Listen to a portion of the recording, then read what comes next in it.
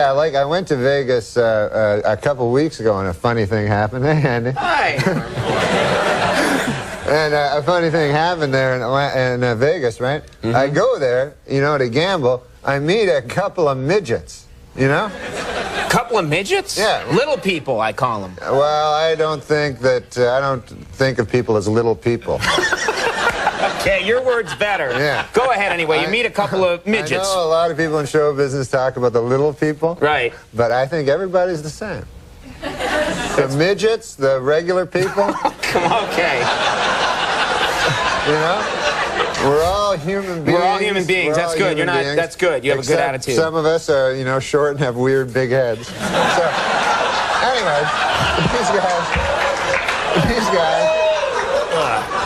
these guys. That neck went out there for a second, but it's better now. These two midgets, man, they were the funniest dudes. And one of them was telling me that him and his buddy decided to get a couple of prostitutes, you know, because midgets, they can't have sex very much with the women, you know. And, so they say, we'll get a couple of prostitutes. I didn't know that, but okay. Yeah. So they say, let's get a couple of prostitutes, right? So the other midget goes, hey, man, that's great. So, what are they, Cheech and Chong? Like you're two midgets, like, hey, dude. Yeah, man, that sounds heavy. Well, you know. All right. So the midgets, the one midget, they get their two prostitutes, you know, and they take them up to their room, you know, in the hotel. And so the one midget, he gets in the room with the girl. And they're in separate rooms here? Yeah, separate rooms, but they're adjoining. Right. So the one midget, he gets with the prostitute, and he wants to have sex with her, but he'd been drinking a lot, so he had trouble, like, performing, you know? Yes, I know. Right. Nobody knows better than you about that. So the one midget, he gets in with his girl, but he's too drunk to perform, and he feels real bad, right? So then, this is what the guy's telling me, the midget. He goes down, then afterwards, he says, okay, get out, you dirty whore, you know? He blames her, you know? Right, blames her, yeah. Okay. So she leaves, and then he's feeling all bad, so he listens with a glass to the next room where his buddy is with his prostitute. Right. And he hears, like, in the next room, he hears, 1, 2, ah! 1, 2, ah! 1, 2, ah! 1, 2, ah! Right. 1, 2, ah! Right. Stop doing it. Yeah. Okay. So he goes, oh, that dirty midget's having some fun sex over there, you know? So... he calls him a midget, too? Yeah. But he's a... All right, but anyway. So he feels bad, you know? Right. And the next day, man, he meets his buddy midget at the coffee shop. He goes... And the guy goes... Hey, man, how'd it go last night? And the one guy goes, oh, man, it was horrible, you know? I was too drunk. I couldn't perform with my prostitute. He goes, but it sounds like you had a good time. And then the other guy, midget, goes, what, are you kidding? I couldn't even get up into the bed.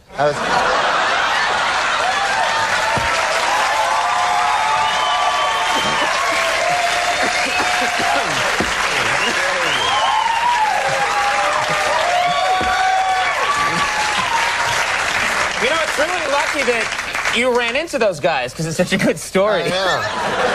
Well, it's a happy ending. They did very good at Baccarat, and they went home. They were happy. I'm used to say goodbye, nothing new to me. Baby, I'm trying to survive, and I know that you believe in a world with happy endings. So tired of pretending. You're writing a book? Yes. How to be a model? Yes. The Complete Idiot's Guide to Getting into Modeling. So, like, rule number 1, be incredibly beautiful? I mean, what are the things that you can do? I know rule number 2. Yeah? Don't be a midget. No. Stop it. Okay. All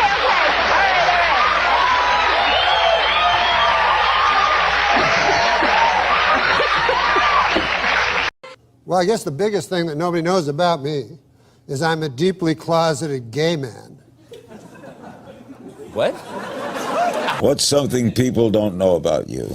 I'm a deeply closeted gay guy. No kidding. Well, I'm not coming out, though. I mean, that's, you're a gay man? I'm not gay. I said I'm deeply closeted. What? I'm as straight as an arrow. So you're a gay man who won't admit it, No. Do you know what deeply closeted means? Yeah. It means a man who will not acknowledge that he's gay. Yes. So I'm telling you, I'm not gay. Wait a minute. What are you revealing here today? I'm not revealing anything. I'm saying I'm deeply closeted. Well, that means you're gay. That means you're very, very gay, but you don't want to come out. You're so closeted. That I refuse to say I'm gay. Right. Exactly. But doesn't that mean you're gay? Hey, easy, buddy. You know, on your last show, I came out as a deeply closeted gay man. Yeah. And I'm not gay. But David, on one time, this is a true story, and Dave, you'll attest to this, bought me a beautiful leather jacket. Oh, that's right. Well out of my price range. Now, I'm no one to take charity. You don't know I'm a secret homosexual, do you? No, I saw that actually. A deeply, according to you, a deeply closeted homosexual is what you said. Do you remember? Yes, I do. I can't believe you.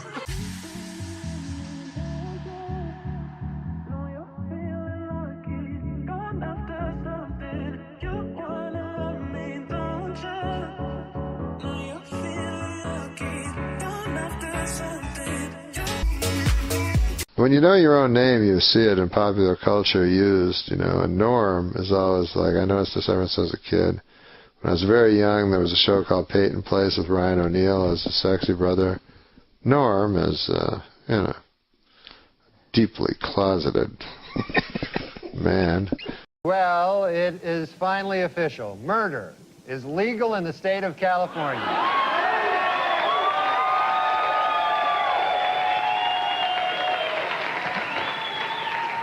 A down-and-out O.J. Simpson, depressed that all of his money-making ideas have failed, has decided to go back to doing what he does best, killing people.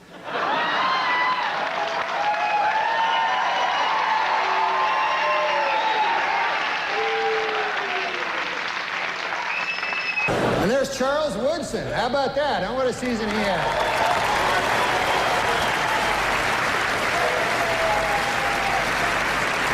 Great, man. He became the first defensive player to win the Heisman Trophy. And congratulations, Charles. That is something that no one can ever take away from you. Unless you kill your wife and a waiter, in which case, all bets are off.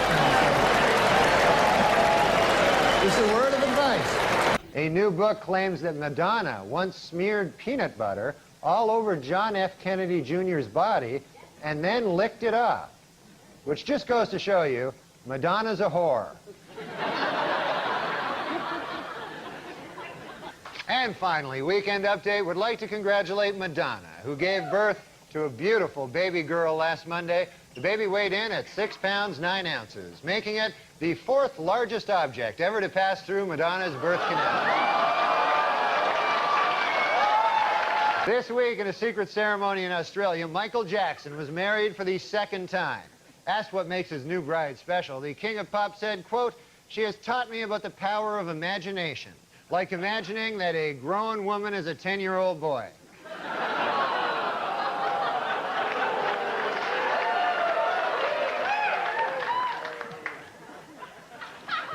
You know he's a homosexual pedophile, right? You understand? Sources report that Michael Jackson's baby is due February 27th, and it's going to be named Michael Jackson Jr. Michael plans to be with the mother during the delivery, in his words, to make up for not being there for the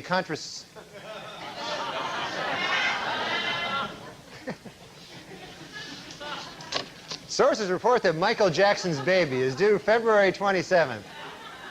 It's conception. The last word was conception, so. Michael Jackson? Yeah? Did you mean to say Michael Jordan there, or do you want to say Michael Jackson? Michael Jackson. He said, I heard a quote where he said, I don't care if my child is a boy or a girl, as long as it's a boy.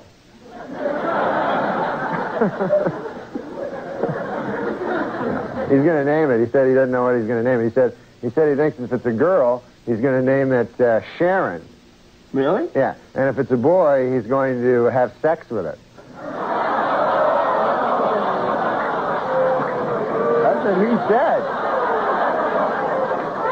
Safer drivers, men or women? Well, according to a new survey, 55% of adults feel that women are most responsible for minor fender benders, while 78% blame men for most fatal crashes. Please note that the percentage in these pie graphs do not add up to 100% because the math was done by a woman.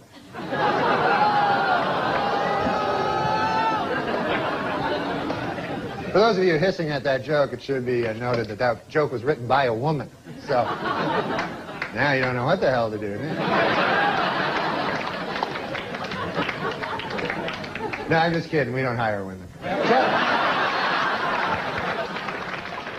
I came in and he was supposed to be the my guide through SNL, and it turned out that he is a shit stirrer. I'm not going to guide any lady through comedy. That would take me, first of all, I'd have to figure out how a lady could do comedy. You know?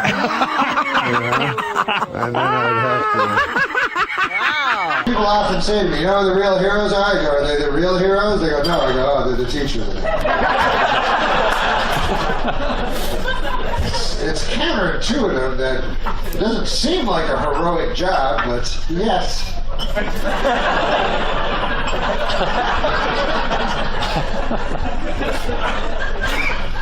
First of all, if you're a teacher, you get the same fucking vacations as a child. You get, 4 months a year off.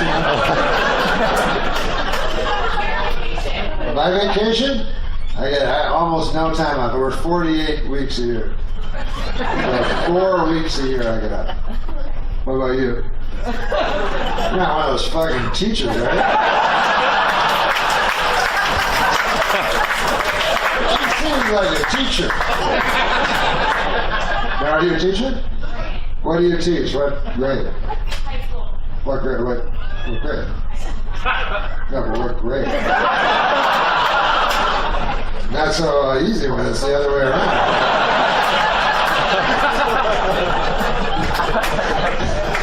It's always easy to ask the questions. The real heroes are the fucking students.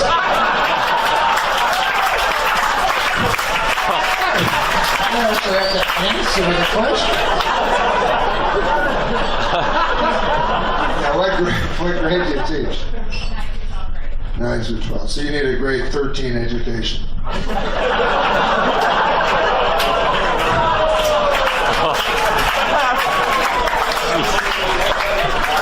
You're the real hero. No, you're the real hero. No, I'm just kidding. You're the real hero. Our husband's like, you're not the real hero. Shut the fuck up. Do you have a hero? Norman Fell from Three's Company. That's your hero? Yeah. Mr. Roper. Yeah. Oh, Mr. Roper? Yeah. That's not a good hero. That's all I got. Better than this guy's hero is some gay porn actor. Anyway. What are you talking about? What? I don't know. Insane. No. What are you saying? Let me tell you something about gay porn. What's Seriously.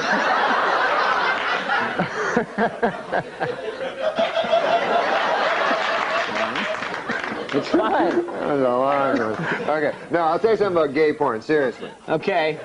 That doesn't mean a guy's gay. I'm not saying that. Because a guy watches gay porn all the time. Cut to a single. Just of Norm, really? Gay porn. I enjoy gay porn. I'm not gay. Gay porn is a genre that just cuts across all demographics. You know? Young people, old people, straight people, the gay people enjoy it. Everybody likes gay porn. But this guy really likes it. No, I don't know. I thought I heard patriotic music playing behind that speech. No, that's not what I meant to say. I meant to talk about Bob Dole. This guy's my hero. First ruined my reputation, you know. I'll Just tell you in something. passing. This guy is not gay. If anybody's not gay, it's this guy. Oh, I'm so... Seriously. I am so totally straight. Oh, yeah. No, you are. I love the ladies. No, he does. No, he likes girls. Last week at a dramatic press conference about the crash of TWA Flight 800, ABC News correspondent Pierre Salinger displayed a document which he believes is proof that the jet was shot down by a U.S. Navy missile. Later, he proudly showed reporters his solid gold Rolex that he bought on the street for just $15.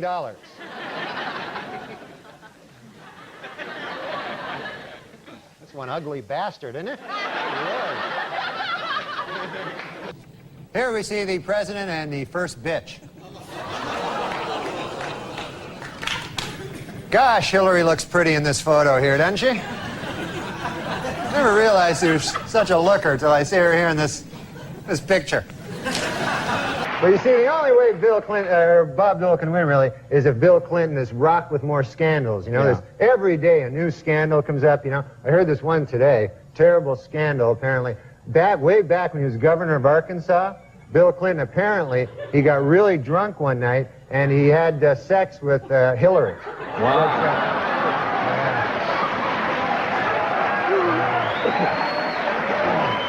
That's not good. That's a shocking, shocking thing. Yeah.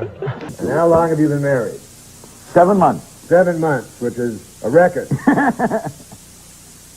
No, this is the first. I've been married, Larry, but I've never been married. Married. This is married. Married like... She's my friend, like I love her. I see. That's what Clinton says about his wife, isn't it?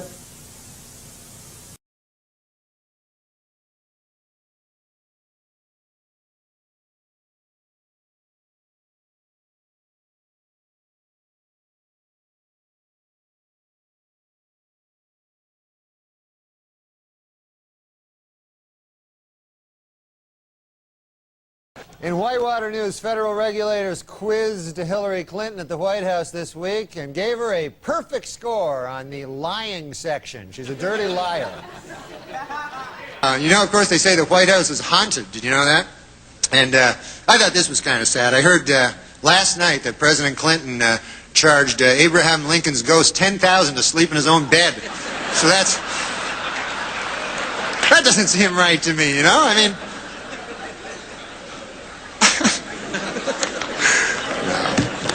But look, the president, you know, has come under a lot of fire for raising money, but you know, he's good at raising money.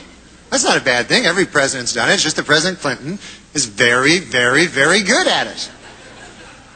Do you know he has organized in the past year over 100 fundraising dinners and over 200 fundraising midnight snacks? Did you know that? Is he laughing? Is he...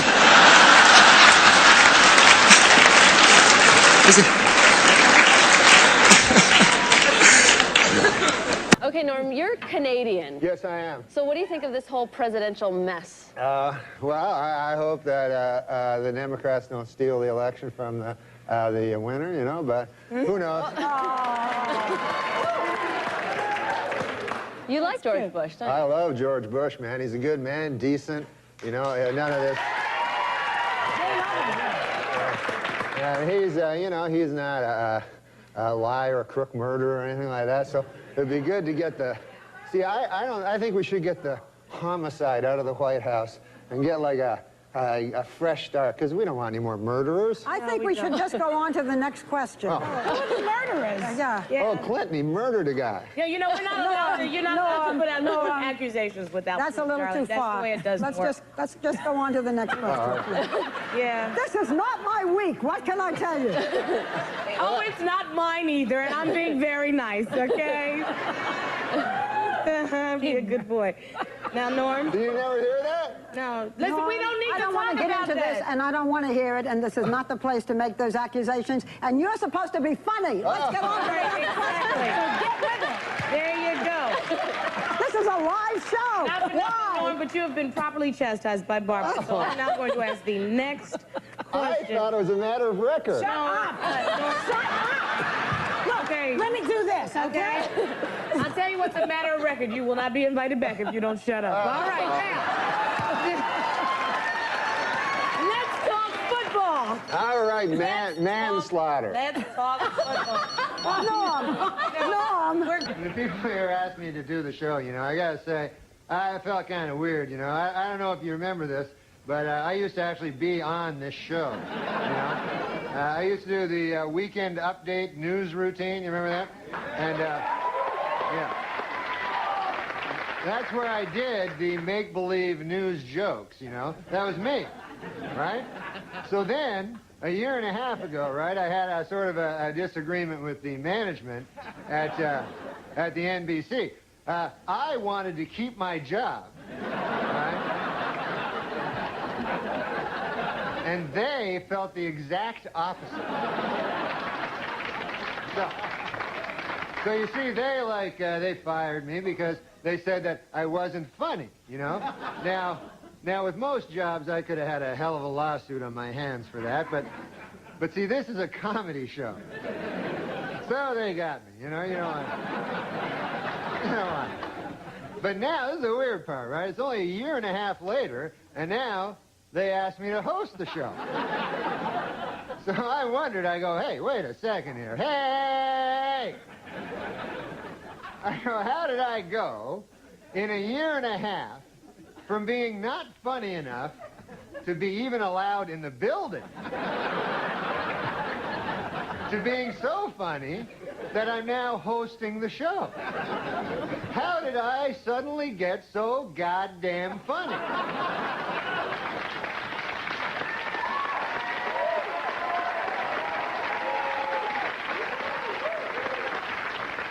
It was inexplicable to me, because a year and a half, let's face it, is not enough time for a dude to learn how to be funny. Then it occurred to me, I haven't gotten funnier. The show has gotten really bad.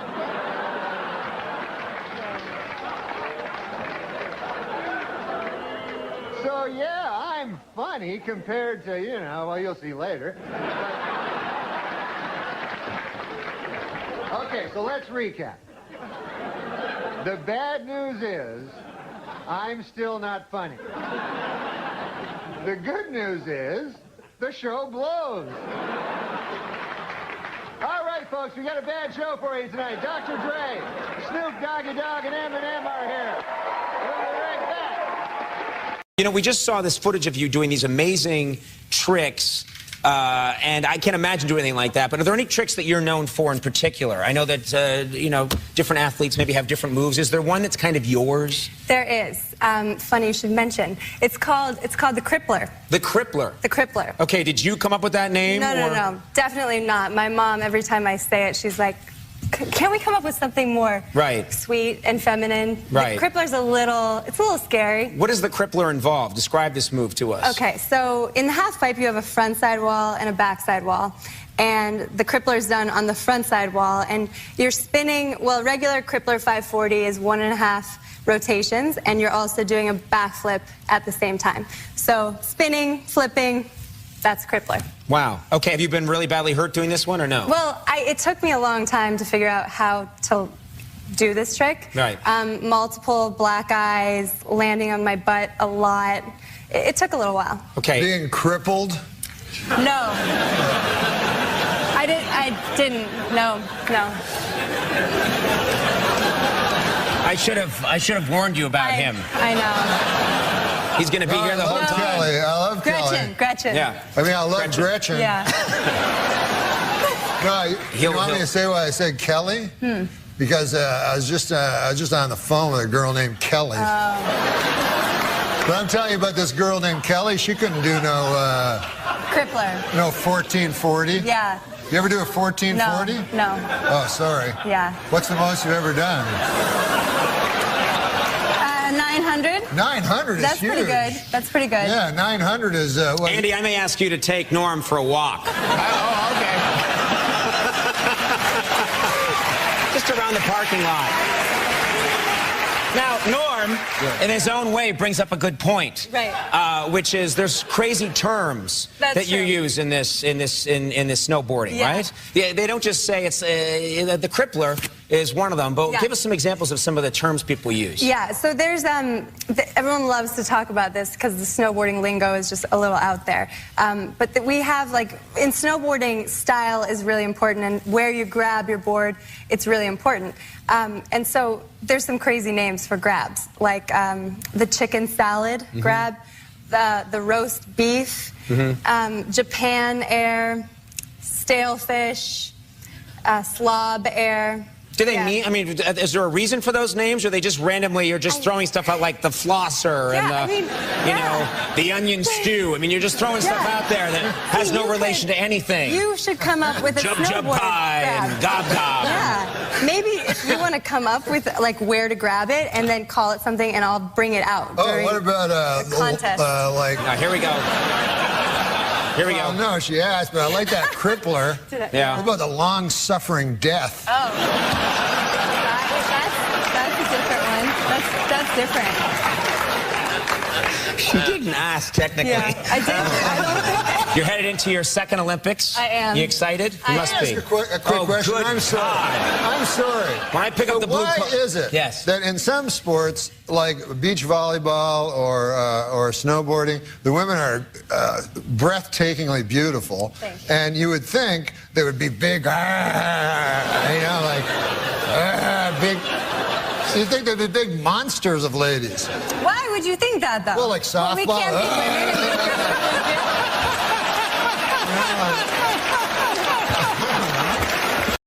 Did you have Alec Baldwin? He must have. Oh, yeah, every season, pretty much. He's amazing. I don't know what he's doing now. He was unreal. Weird tweets. But, you know, he's being caricatured on Saturday Night Live, like, quite mercilessly by Alec Baldwin. Like, is it funny to you? Is that funny? No.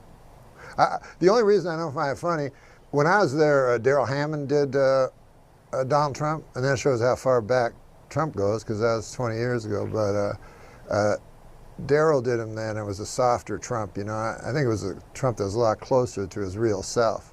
But if you do, the problem with, if you do an impression of someone, you have to like that person, you know, because you're playing the person and people like themselves. So you can't play someone and have contempt for them at the same time. You know, it doesn't work as an impression. So I don't like his impression, and I have no political affiliation. I just mean from a comedy level. It used to come when he was a lot younger, I guess, because it was when I started, which was 20 years ago, and he was married to Kim Basinger. And he'd complain about her, like, you know, she's the most beautiful woman. He go, fucking wife. She bought a town. He was mad because she bought a town. Which a town? She bought a whole town? Yeah, oh my God. So their credit score went down a little. Gosh, Robert, I can't tell you how great it is to have you on the program. You know, the work you've done over the years, just top notch. It must make you very happy. Huh? A little bit, yeah. I saw Marvin's room, and I have to say, just a fine piece of work.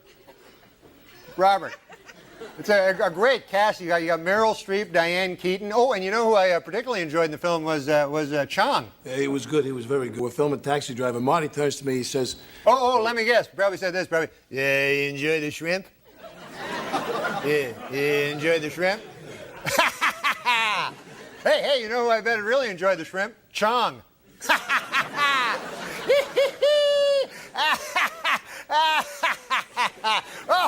But the coolest thing he did, he walked in and he threw a whole bunch of cigarettes. Like he had 12 packs of cigarettes. Oh, wow. And I thought that was really cool.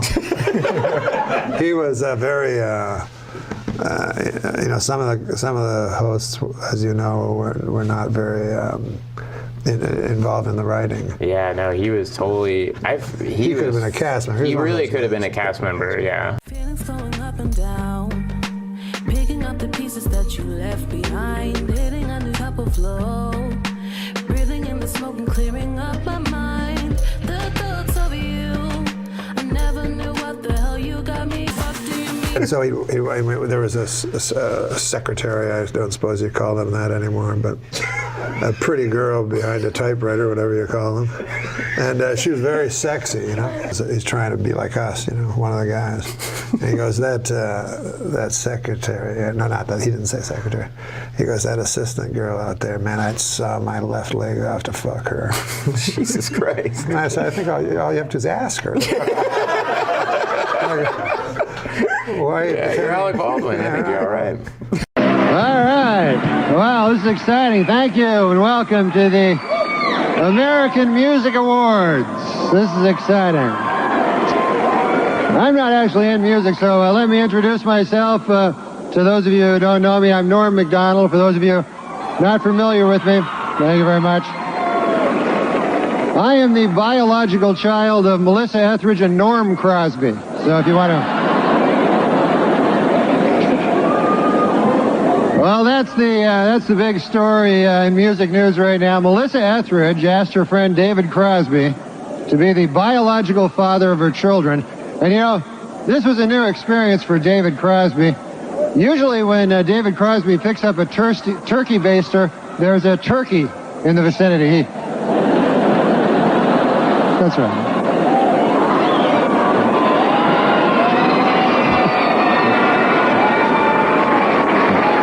He's a fat guy.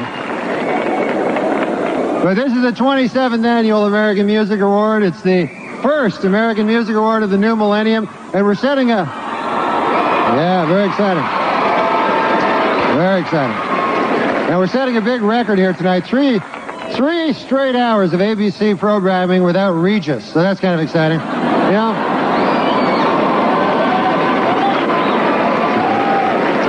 You know, before I did the show, I never realized how much work it took to put on a production like this. Check it out. They spent 2 months building all these incredible sets. They had to coordinate 14 live music acts, and most impressive of all, they had to find a seat filler for Jennifer Lopez.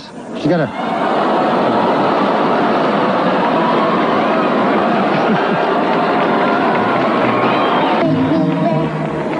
What the fuck was that? Now, maybe you guys are right. Maybe she doesn't have a gigantic ass. I stand corrected. Well, it's been quite a year in music, though. Let's look back. A lot of classic songs have been covered this year, haven't they? Lenny Kravitz did American Woman. Dwight Yoakam did Crazy Little Thing Called Love.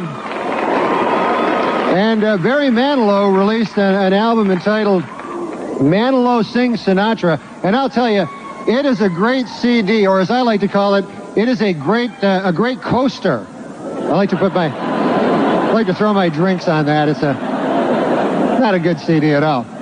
And you know, with everyone so obsessed with their careers nowadays in music, you know what I mean? Here's a kind of a nice story. Celine Dion is retiring from music to try to start a family, you know? And I think she's serious about it, because I just saw her backstage chasing David Crosby with a bucket and a copy of Swank. So I think she's serious about it. Well, we've got a big show, so let's get it going. Yeah.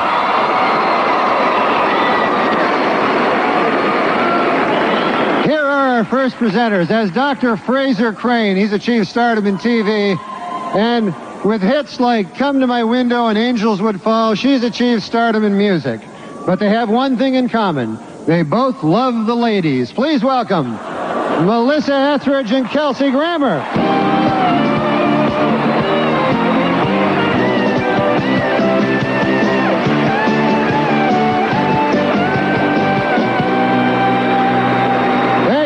Back here to present the award for the favorite country album. Our Shadazy. An interesting thing about the name Shadazy. Do you realize that the name Shadazy comes from the Native American word for my sisters? It's kind of like that other Native American band Chumbawamba, which means thanks for that one song. Ladies and gentlemen, Shadazy, right here. Okay, folks, before we continue, I have an announcement from the management. Would the owner of a Glock 9 with the inscription, "Too Puffy with Love," please pick up your gun? It's at the hospitality suite. Well, 1999 was a big year for Latin musicians, and Atlanta Braves pitcher John Rocker thinks they all suck. He especially hates our next performer, and has never bought any of his 13 consecutive #1 Latin singles or any of his 17 million albums they sold. So if you're watching now, John Rocker, would be a good time to hit the can. For the rest of us, here he is, Enrique Iglesias.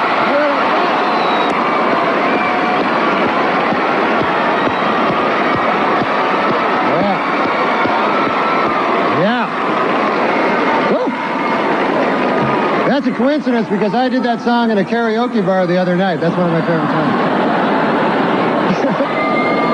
I was just talking to Dre backstage. I don't know if he's a real doctor, but he did prescribe me some stuff. So I don't know. There he goes. And that leads us to our first special merit award of the night. Ladies and gentlemen, for nearly 30 years, our next presenter toured the country with his band, The Grateful Dead, playing guitar to sold-out arenas of tie-dyed hippies. That's right. Please welcome the late, great Andy Garcia.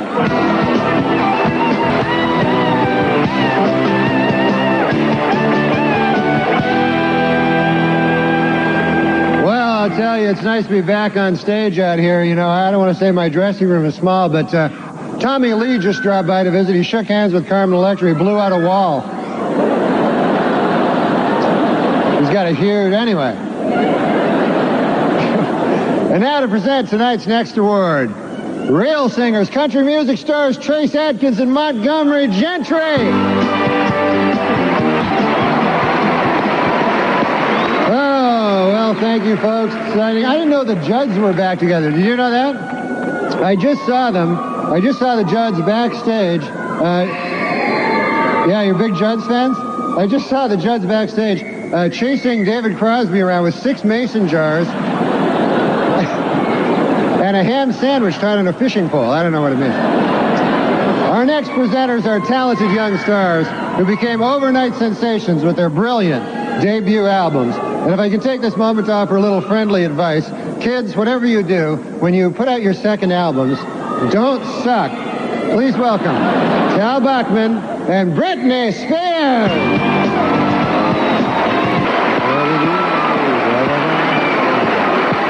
Yeah, Savage Garden. That was great.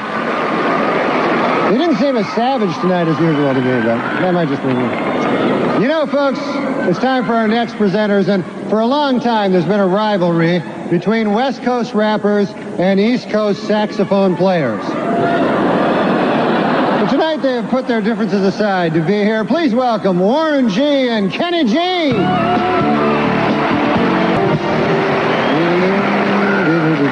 Our next performers took their name from the nickname of their home state. They picked Lone Star because the other nickname for Texas was already taken by that other band, Alabama. Ladies and gentlemen, Lone Star!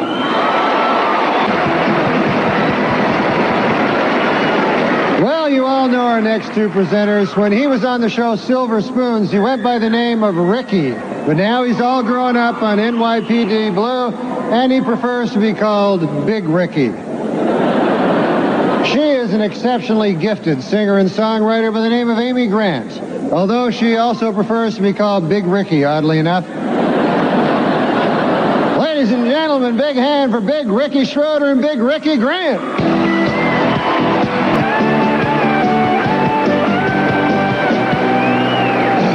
Thank you, folks. I'm really happy to save the 90s Artist of the Decade Award for me to present. I have been a huge country music fan my entire life, and I'm a big fan of this guy. In case you don't know, there's been no need for voting on this one at all. The record stands by itself. Look at these statistics. The fastest selling artist in history. 4 albums, sold more than 10 million copies each. Over 95 million albums sold in all, more than any other American recording artist. By acclamation, the 90s Artist of the Decade, Garth Brooks.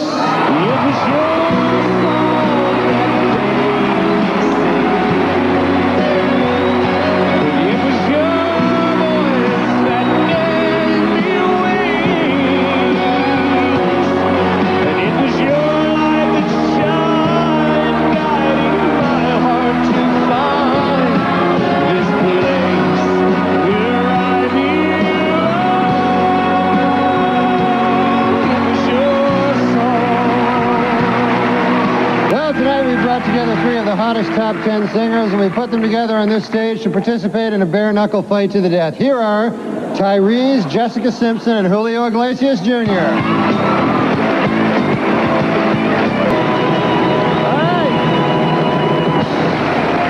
That's it, folks. Good night.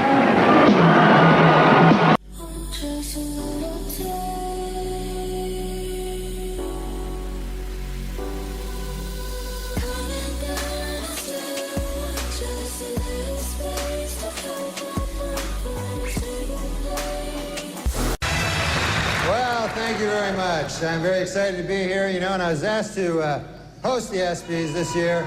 Yeah, hi, that's my name, Espen. When I was asked to host the ESPYs this year, folks, I said yes immediately for one reason and one reason only. This show has interns.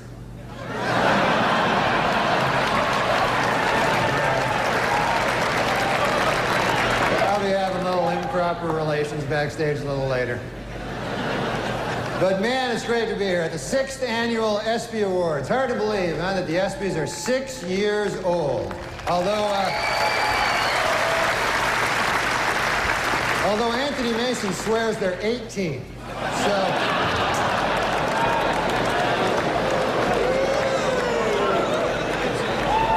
yeah, he'll be having sex with the ESPYs in about 12 years. So,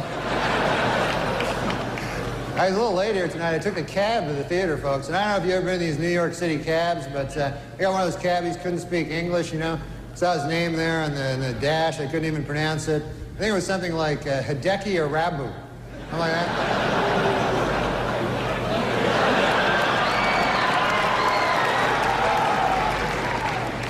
Arabu's been having some trouble, man. They fired his translator. Steinbrenner fired his translator. And people see that as cruel, you know, but I don't know, you know. I mean, if you're not doing well in Yankee Stadium, you know, do you really need a translator? Do you want that, you know?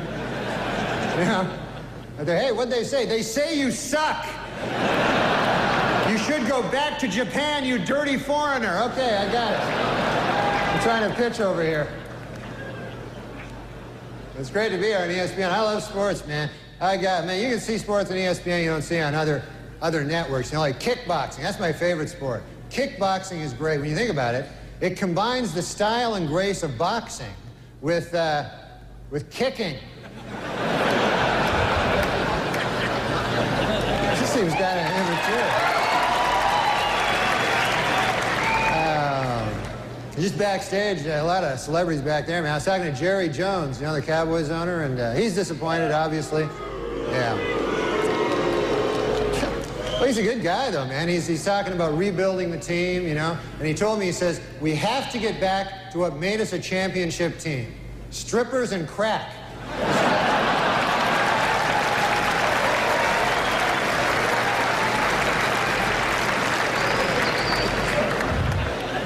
Hey, have you heard about this? Ted Turner and NBC plan to start their own rival football league to compete with the NFL. And not much known about the specifics of this new league, except for this, it will suck. They know that. So they might have trouble, you know, getting advertisers when we know it will suck. And of course, congratulations to the Denver Broncos for winning the Super Bowl. How about that?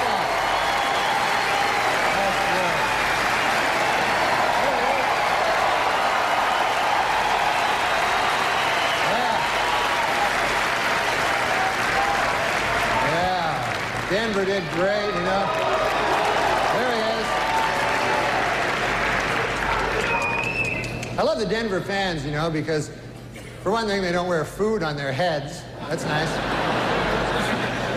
And they had a wild celebration in Denver after that Super Bowl, man. And now city officials expect an even wilder celebration if the Nuggets win 10 games this year. They say they're gonna say the whole city's gonna go nuts. Yeah, the Nuggets are having a bad year this year, man. Matter of fact, they're making a film about the team. They got a pretty catchy title. It's Black Men Can't Jump Either.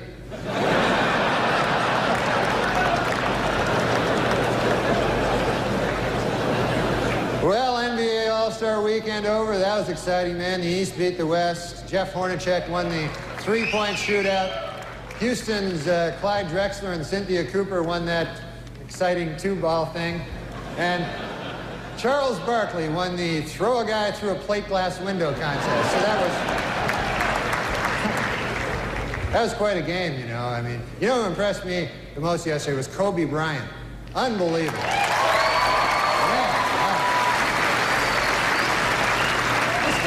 This guy's amazing. 19 years old, the youngest starter ever in the All-Star game, and he played so well that today he was named spokesman for NBC's new public service campaign called Screw It, Who Needs College?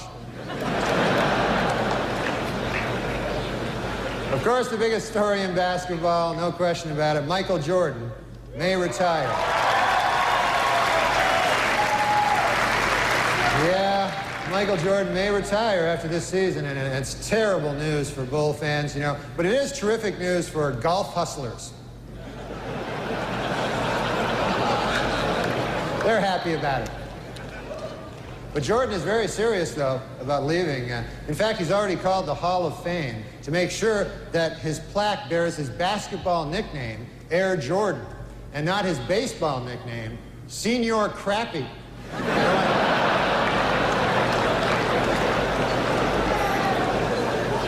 That would just be disrespectful, you know? Well, how about them Winter Olympics? They're finally underway, so we've got a lot of great stuff to look forward to the next 2 weeks, like hockey and, well, just hockey, really.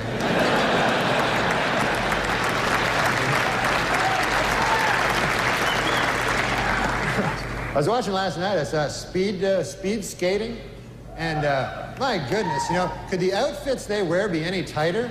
Holy Lord. There was an East German woman, I swear, you could see the outline of her entire penis. It was...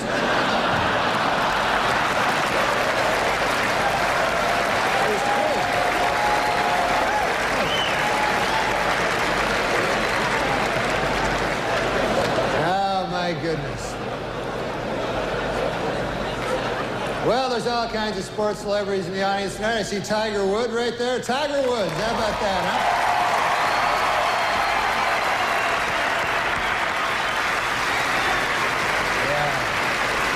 Yeah, he's up for golf, of course. He's up for Golfer of the Year this ESPYs. And you know who I feel sorry for, folks, is the other two guys nominated for Golfer of the Year. You see these guys getting ready, you know? It's like, hey, honey, have you seen my tuxedo? No, not the good one. The one I wear when I'm going to get my ass kicked. Have you seen that one?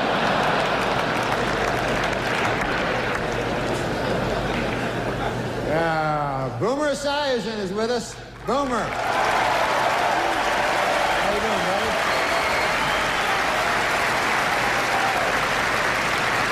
Boomer, of course, will replace Frank Gifford on Monday Night Football next season. And Frank told reporters that this will allow him to spend more time with his wife and children. Then he broke down and cried for 45 minutes. So.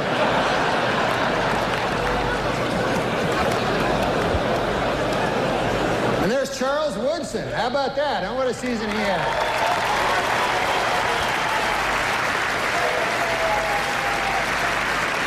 Great, man.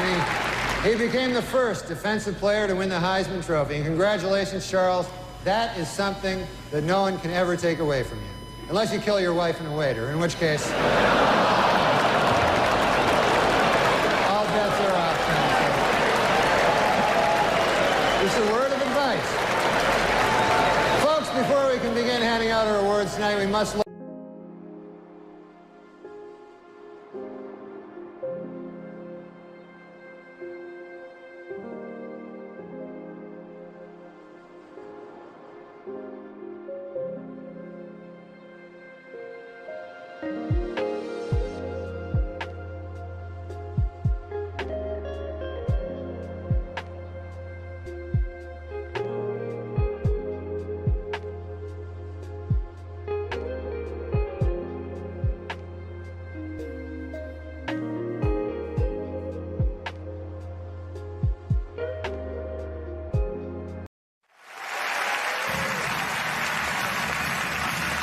Live from Toronto at the Sony Centre, it's the 4th Annual Canadian Screen Awards with your host, Norm Macdonald, featuring Martin Short, Jay Baruchel, Rick Mercer, Emily Van Camp, Eugene Levy, Jacob Tremblay, Catherine O'Hara, Christopher Plummer, and Donald Sutherland.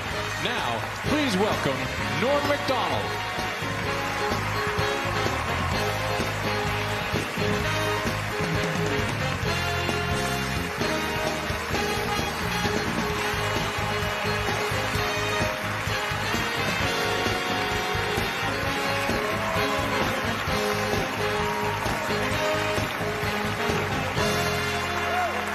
Thank you and good evening. I'm Norm Macdonald, and I could not be more excited to be here. You know, when I was asked to host the Canadian Screen Awards, I called my good friend Chris Rock, and I said to him, I've got some great news, Chris. I'm going to Canada. And he said, I've got some great news, too. I'm hosting the Oscars. What are you doing in Canada? And I said, you know, visiting some family, friends. The usual. We're coming to you live from Toronto, or as you cost-cutting location scouts call it, New York City. Look at this beautiful crowd, though. Isn't it something? Dashing men. That sounded like Bobo. Look at this beautiful crowd, though, folks. Dashing men in black ties, sophisticated women in elegant gowns, and tonight, all of you are going to hear the word shits about 100 times. Never has there been such an assembly of great Canadian talent in a single location that did not have to be Zamboni'd first.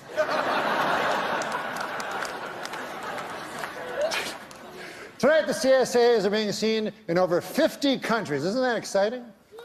Oh, wait, I'm sorry. No, wait. I misread that. 50 counties.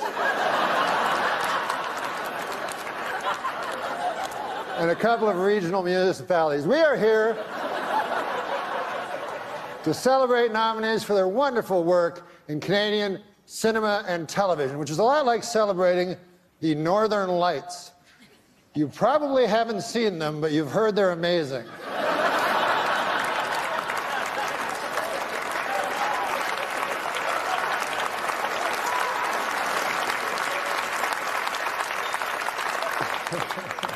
You know, we were worried people would record the show and they'd just fast forward to the good parts, as is the want these days. So we have put a plan in place to prevent that from happening. We have decided to not have any good parts.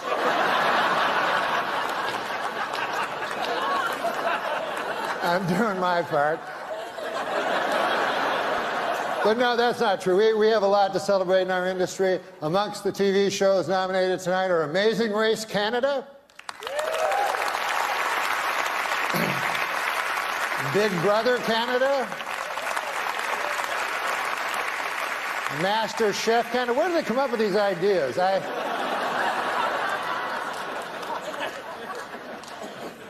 We are honored to have the great Christopher Plummer here tonight.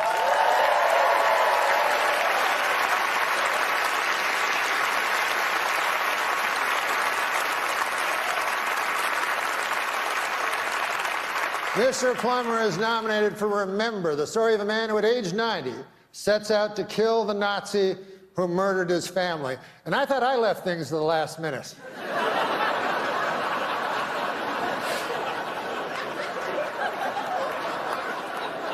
But it's been a wonderful year for Canada. It's been a especially great year for one little guy, one adorable little Canadian youngster who's already accomplished so much.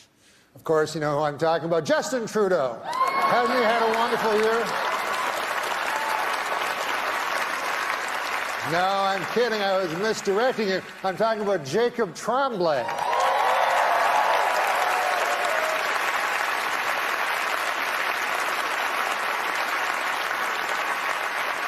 Jacob is up for Best Actor, and he will be competing against the aforementioned Christopher Plummer. You know, Jacob is only 9 years old. Christopher Plummer, 86 years old.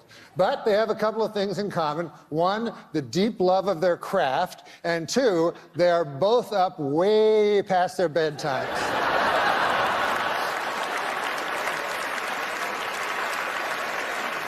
And tonight, the Lifetime Achievement Award will be presented to Mr. Martin Short.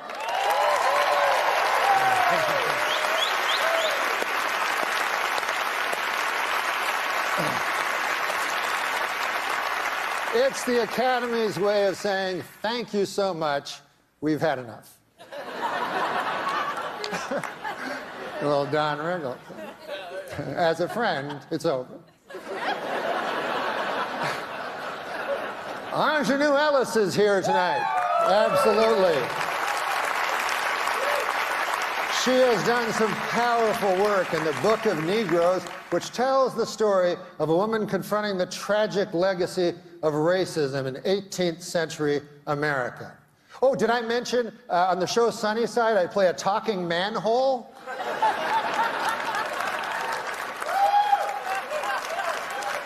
That doesn't mean it's better, it's just different.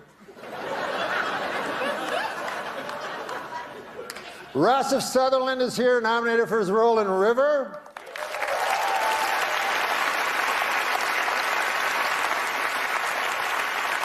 And he is here with his iconic father, Donald Sutherland, who has come to support his son. Not to compete with him like someone I know, Eugene Levy.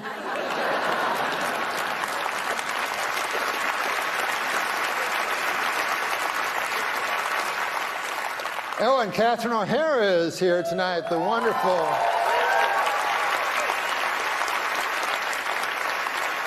That's a beautiful dress you have on, Catherine. I don't know if I'm allowed to say that.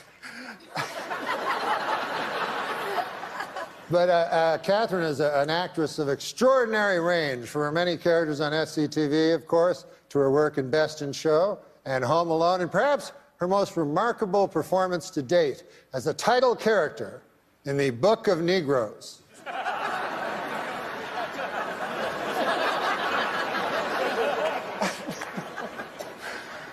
I lost $1. It's been a busy weekend getting here. We lost an hour. As you know, daylight savings time went into effect last night. I give it 6 months.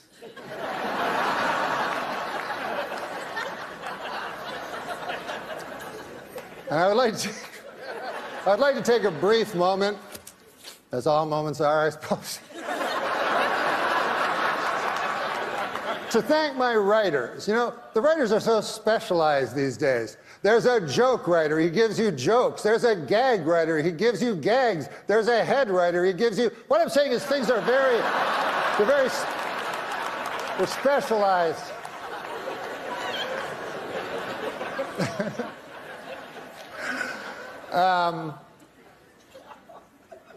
Well, we're going to start the show, but I was...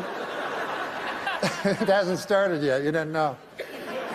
I saw a wild look of alarm cross your eyes.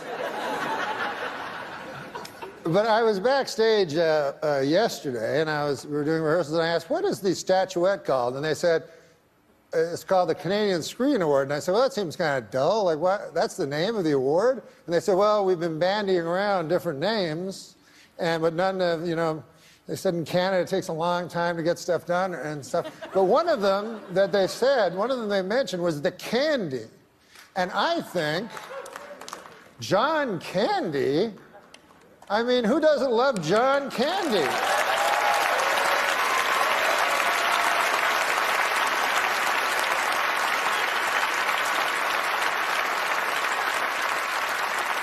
So, of course, the statuette should be called the Candies. So what I'm asking you to do is, if you are a presenter, ignore the teleprompter and say, the candy goes to. And if you are lucky enough to win one, go, I want a candy. What do you think of that? Can you go along with that? Excellent. That would make us a better nation.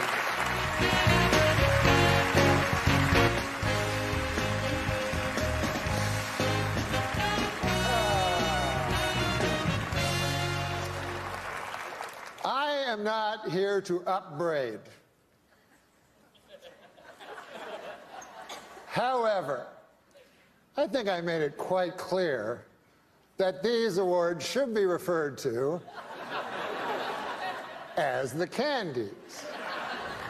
A 9-year-old child knew. Are you so burdened with this preposterous technology?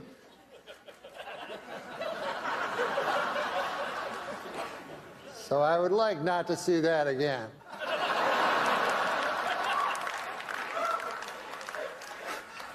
You know, backstage I was thinking how different things are since I moved to the United States. You know, now I'm in the United States. One thing I've noticed about films, I don't like foreign films anymore. You know?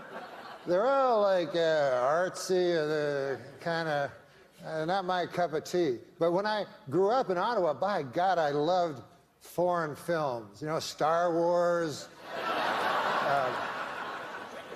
Smokey and the Bandit. Do you remember that one?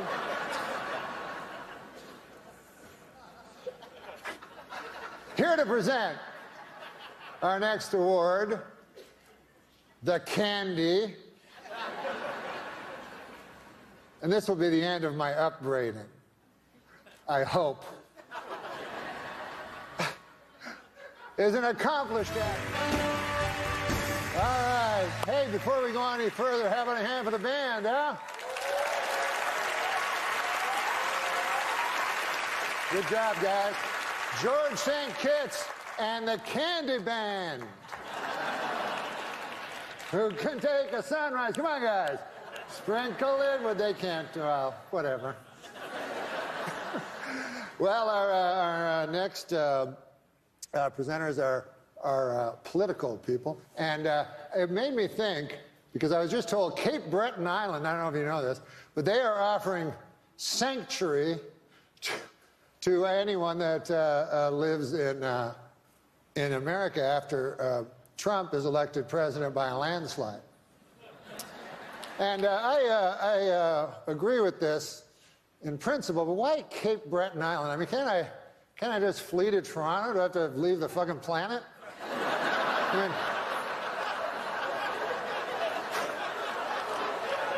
I just go to Baffin Island while I'm at it. All right, now welcome to the stage, 2 Canadian. Oh, the candies are going great so far, aren't they? I would like to say to Eugene Levy that there's no reason to be ashamed of your son. My son only this morning punched me in the chest really hard. Listen, I have some good news. I just found out that all of you here tonight will be getting a swag bag. Yeah. Just like the Oscars. I haven't seen one yet, but why don't we take a look and see what you're getting? I'm going to call Megan, our golden girl, out. Megan, our golden girl? Hi, Megan. Come on out here. Ah, you brought the swag bag. Yes, can you hold it open? And then I'll take things out of the swag bag. What do we have here? A loose pancake.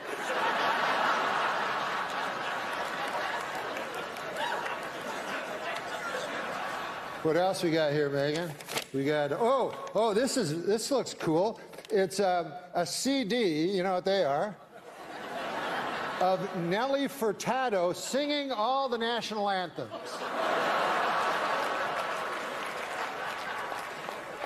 Torn from today's headlines. See what else we have. Well, we have this. Ah, yes, this. This is a bottle of Eau de John Cherry Cologne. It's for the gentleman in the audience. Now, what else do we have? Hopefully something a little funnier than the last one. Here. We have a 30-minute massage from producer Robert Lantos.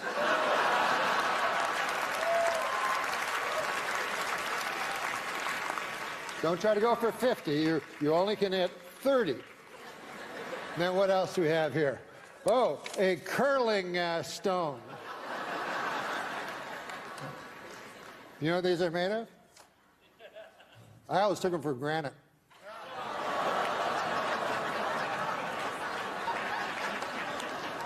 Last time I take a joke from Martin Short. All right.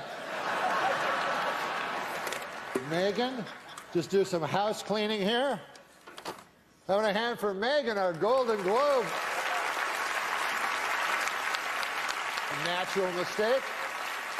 Now, please welcome one of Canada's... All right. I want to apologize for running out earlier. I don't know if anybody saw that.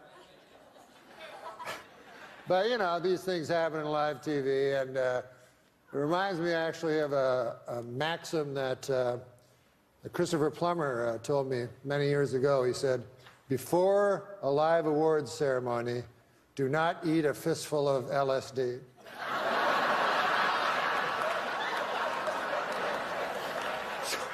Take that with you. And I'm sorry, Jacob. How's Jacob doing? Hey, Jacob. Congratulations, buddy. This must be like deja vu for you, being stuck in a room for so long like this.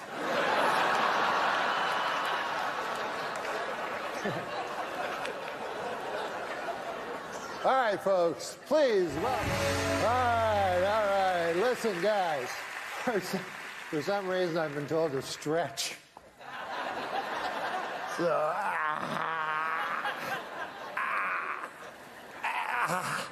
oh, I've never tried that before.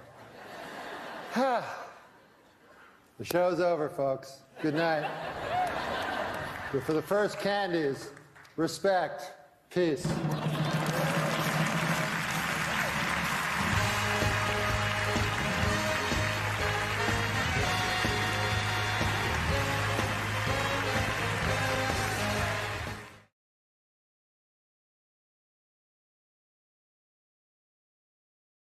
About your friend. Hey, you're not going to believe this, but Bill Maher is giving away the solution to all our problems for free. He is, isn't he? Norm Macdonald died yesterday. Did you know Norm well? Well, not well. No one knew him well. Yeah, no one knew him well. I worked with him. I spent a great deal of time with him, and I feel like I never knew him at all. But huge fan. Mm-hmm. A guy who was not afraid to be too subtle for most people. Uh-huh. That's ballsy. Uh-huh. You know? He did the jokes he wanted to do. I love that. You believe in Lord? Mm. I do. You do? Are you religious? I believe in God. And I do too. That's as far as I go. Yeah, me too. And I don't need your buddy Bill Maher telling me I'm an idiot. I don't like when atheists say all that shit. It pisses me off too. I'm glad you said that. They don't know shit either. So I want you to shut your fucking mouth.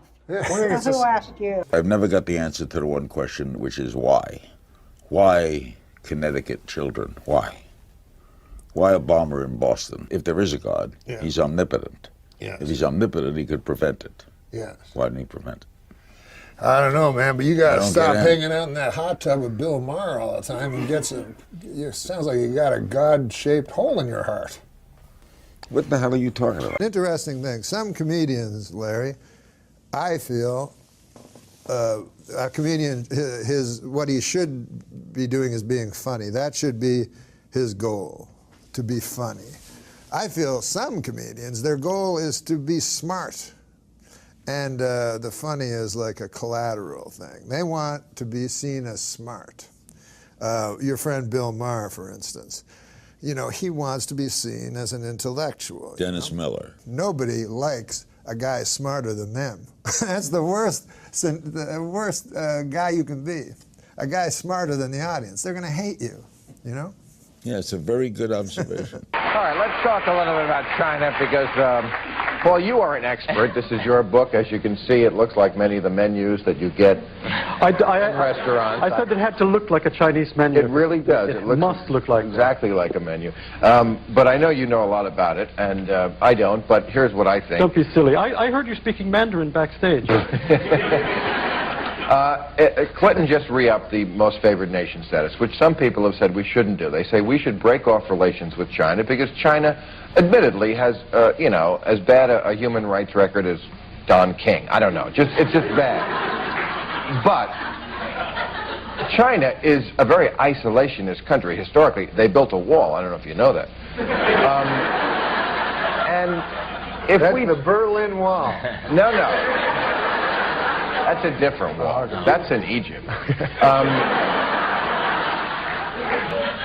And if we break off with them, I think they'll just say, well, the hell with you, and go on doing what they're doing anyway. I think the only way to bring them into the family of nations, and I know this is what the president says, but not just this president, many others, is to engage with them. Why is that wrong? It's not wrong, but we already owe them so much money, we can't break off them. We have so many slave laborers and little kiddies earning 10 cents a day to make tennis shoes that we owe them a ton of money. We can't break off. I mean, they're not. Of course we can break off. Of course we can break off. First of all, the president himself in 1992 attacked President Bush for coddling the butchers of Beijing. Do you remember that? Well, now that here was we during are. a campaign. He doesn't just want to extend most favored nation status permanently. He wants to toast them, celebrate them, honor them. I mean, can't we just trade with them? Do we have to respect them in the morning? But the whole world, it's tough. The whole...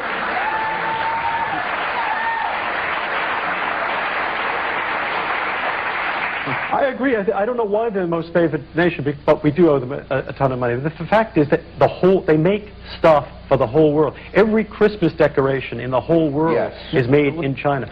Forget Nikes, you know. Well, that lets you know that the issue is money. Clearly the issue has to be money. I was telling Ariana, I saw a documentary that really detailed the whole events in Tiananmen Square. I mean, and this was some really deep stuff. And if anyone saw that, you know, they would say, well, this is wrong. How can we support any regime or any government that supports this? It was like 2 weeks of Kent State, you know, day and night. But when it's not like, clearly the issue is money. You approved of Tiananmen Square, so did Al Haig. Yeah, everyone's saying it doesn't make it right. No, it's not right. No, it's not right. I think it's despicable. I think it's an abomination. I think it's an abomination. I don't think we should give them most favored nation. I agree with you. But why not? Because if we break off, other people will trade with them, and they won't change. Everyone trades with them. Isn't it hubris to think that we can change China any more than China could change us by making campaign contributions? Do you know what's the percentage? Well, we're bending. It's not just that we're not doing anything. We're bending over. The whole world is bending over for them and saying, "Do it to me." It's not. On that note, Norm, stop. But it's a fact. It is a fact. It is a fact. Because Clinton has a single-faceted policy, which is just trade, nothing else. But also, do you know what percentage of our exports goes to China? Just 2%.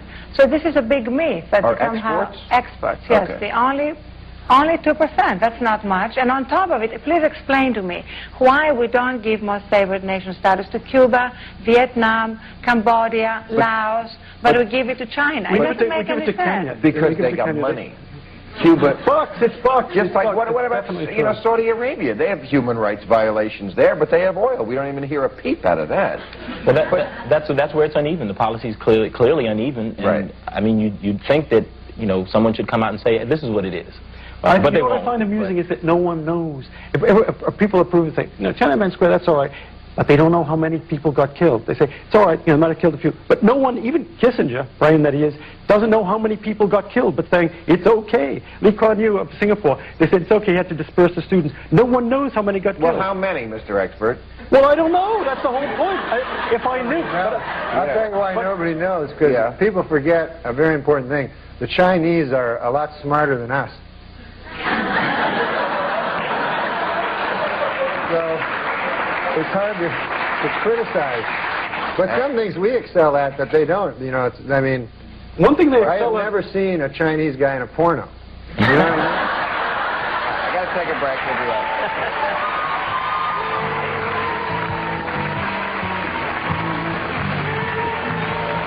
back. I was on Politically Incorrect a couple of times, and fuck, man, you have to have an opinion about every goddamn thing on that show. So, or you can just do a little homework and write some jokes. Yeah, but sometimes I remember at the break, like Scott Carter go, enough with the jokes.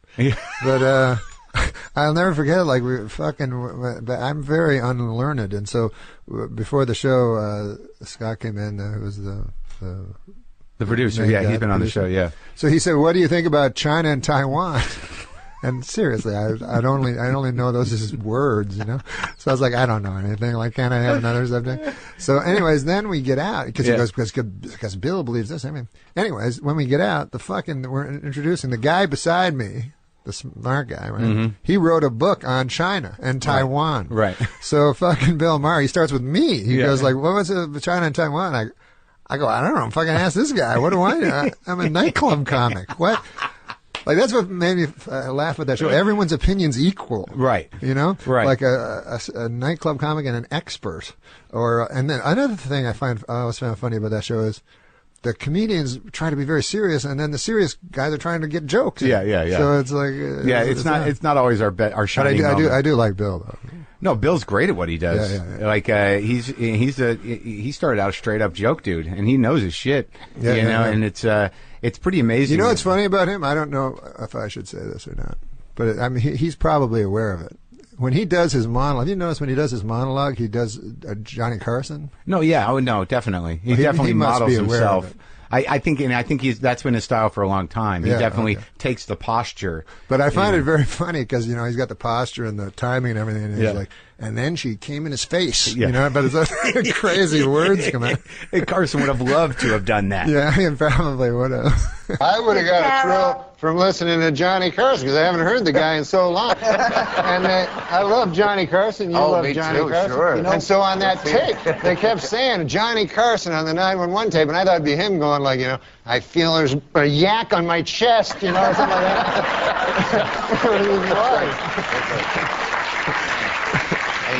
A spider monkey just peed on me. Can we get the paramedics here? But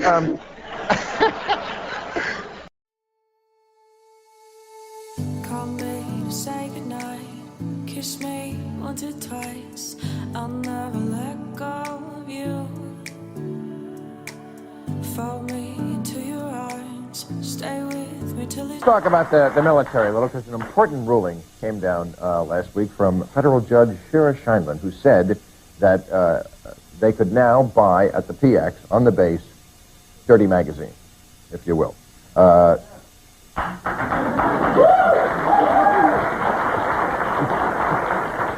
Big military support here. It's a big military state. There's some deprived military personnel we can see. She also included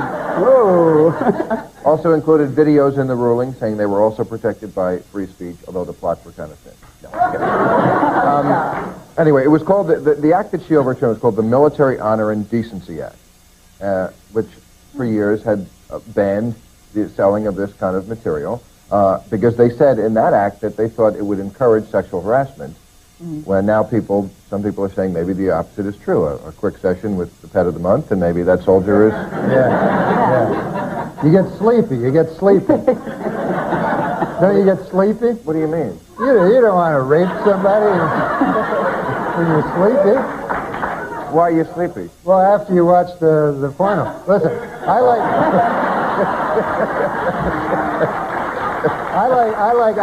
Norm, you have a strange metabolism. Maybe it's those B12 shots you got. Right. No, You're in high school. I like porno as much as the next guy, And I probably like it.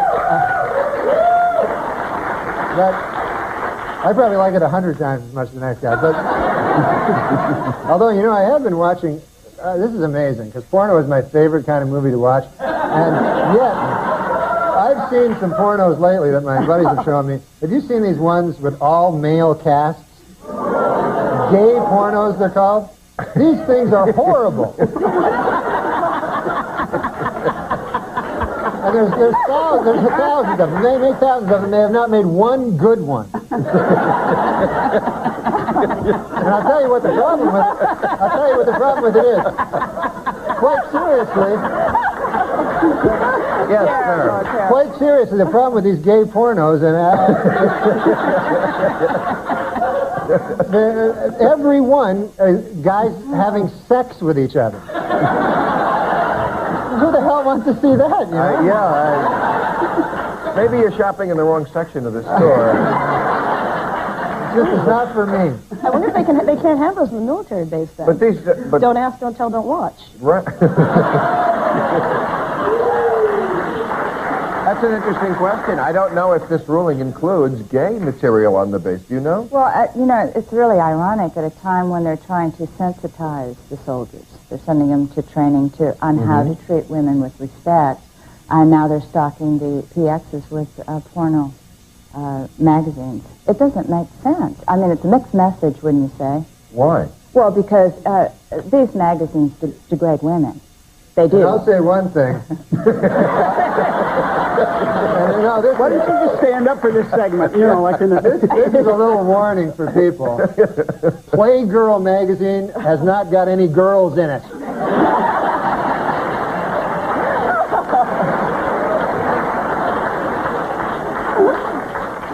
I give up. No, please, this hunk is done. But I don't see what's you say. But they don't all degrade. You don't think Playboy Well, I don't degrades look at women, them. do Obviously, I don't look at Well, them. then how can you speak I've with read authority about if you it, don't and look I have a general idea of what's Oh, going on have there. you ever seen Oh, you- Yes, I have, but I don't. I don't go out of my way to subscribe look to for it. them. No, I don't. Well, Norm has some material in Yes, his, I'll ask dressing Norm room. next time. I'll call him and He's got see what he thousands of thinks. videos. But they're all male. You might enjoy that. No. I also loved that I found out that he died after he died. Because to me, show business, we're here for you. You're not here for us. Now, I'm not judging anybody, but there are people who, whatever they're going through, they share it with the audience. Sometimes the audience loves that. I've never been in that camp. I'm not here to burden you. I'm here to lighten your burden. So the fact that Norm, I didn't know about this, nobody knew about this. Good one, Norm. And then talk about a guy who picks good projects. Yeah. I mean, that's 60% of having a career like that. Yeah. I read in Bill the Murray's Sting, like that, Bill too. Murray will do nothing. And another great thing about Bill Murray that I think was smart, he doesn't get work done, like he doesn't get plastic surgery. Mhm. So his face looks super authentic. Yeah. And, you would think an actor would want that, like those lines, you know what I mean? Yeah. That you could use that. Because I remember at the end of his life, Jackie Gleason got a facelift. Yeah. And it looked like, it was like, why wouldn't you want to use your old face? That would be super funny, you know? Instead of because you're not a leading man. Yeah. So that's what I think about Bill Murray. Everybody else gets ridiculous work done that makes them look young, and then Bill Murray gets to, look like an authentic. Right. Plus, he's a great actor. It's amazing that he took that route. He did Razor's Edge, which was awful. Oh, yeah. But still, it was daring. Yep. Project, and I guess he just had all this money from Ghostbusters. Mm-hmm. And so he did the exact opposite of Dan Aykroyd. It was always funny, like Dan just kept chasing the big movies. Yeah. And then he did that crazy sitcom where he was a priest. And you're like, what happened here? I was, they sent me, they wanted me to do a thing on the show. Oh, yeah. On that show. It was one of those, cool priests, and he drove a Harley and stuff. Like that really exists, And so anyways, they sent me the thing. He's like, it's a really funny part, Norm. And I'm like, well, I'll just do it, because you're asking me, because you're the greatest. And then I got the script, and all I did was I was looking through the telescope, and I said, "Oh, I can see Uranus." And then he goes, "You can?" And he pulls, he pulls his pants, and I'm like, "Oh no, I don't want to say that." So I had to lie my way out of it to get out of doing this awful joke. But he told me it was great. One time when I had my sitcom, the showrunner goes, "Why don't we have a big star every week do the cold opening?" Uh-huh. And I go, "Oh, sure, yeah." And he goes, "You can get big stars, right?" I'm like, "No, I can't get anyone." And he goes, "But Sandler." I go, "I'm not going to ask Sandler, and then I told my agent, I said, "Don't ask Sandler," because the showrunner kept phoning my agent. I go, "Because I don't want to blow a favor. Yeah. I know he's not going to do it. He's not going to do it, and then he's going to think like I asked him for a favor. You know what I mean, kind of thing." So, anyways, a few weeks later, my manager goes, "Oh, by the way, Sandler said he doesn't want to do it." I'm like, "Oh my God, I told you not to." Yeah. And so then they said, they go, we got Eddie Murphy on the phone. I'm like, why? What?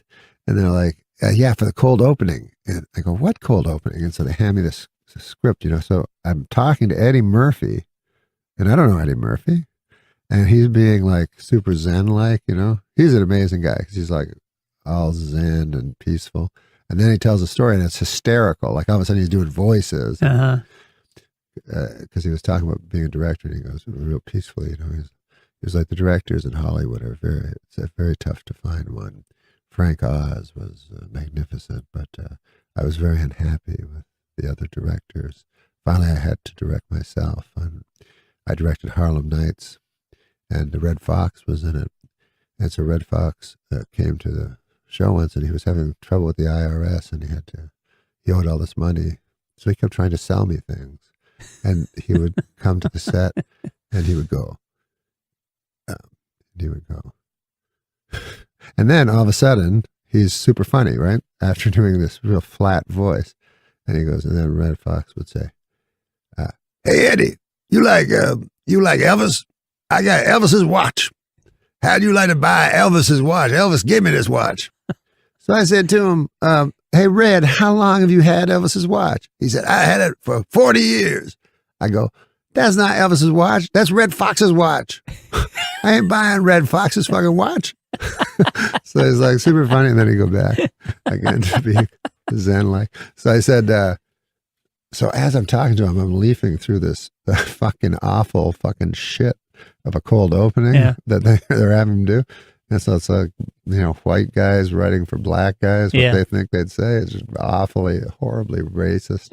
And so he says to me, he goes, I'll do it. If you tell me it's funny, I'll do it. And I go, it's not funny. Oh, wow. I didn't know what else to do. I didn't know what else to do.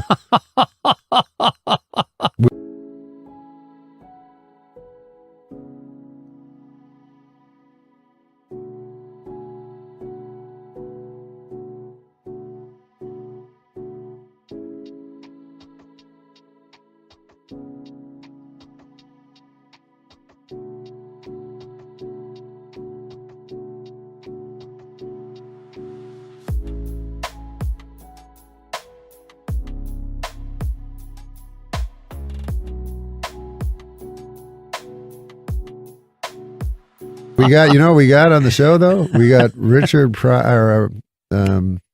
Richard Pryor. His last appearance everywhere. No shit. Was on my television show. Wow. And big mistake.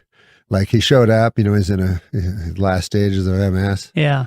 And everyone was crying, because you look, his eyes, he would do that fear look even when he was acting and stuff, when he was doing his stand-up. That's what he was like. It was just pure fear. It's like he's locked in the side, like begging to get out somehow, and it's so hard to watch. Right. So, and then his wife, she goes, listen, he's really nervous. Would you go up and tell him you love him, hug him, kiss him, I go, hug him and kiss him? He goes, yeah, you can show him affection, he's very fragile. So I go up and I hug him and I kiss him. I go, you're the greatest ever, if you don't want to do this, you don't have to. But it's just great that you're here and this. And then there's like two big black guys that were there, And one of the big black guys, like about 15 minutes later, goes, Richie thinks you're a faggot. So my everybody's comic hero. And I'm like sexually molesting him pretty well. Because of his stupid wife.